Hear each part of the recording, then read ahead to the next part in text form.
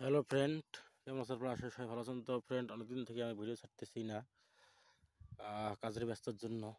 ঠিক আছে ফ্রেন্ড, দেখেন এখানে তামাক চাষ হয়ে গেছে।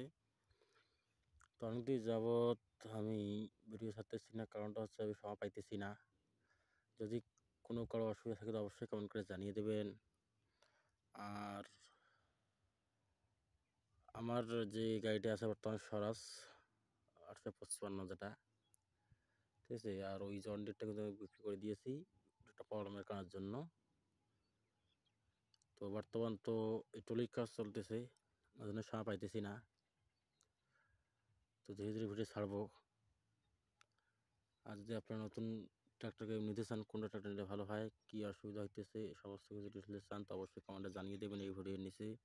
আমি সেটা নিয়ে একটা ভিডিও তৈরি করে দেবো। তো আশা করি সবাই ভালো আছেন। তো দেখা হচ্ছে পরবর্তী ভিডিওতে।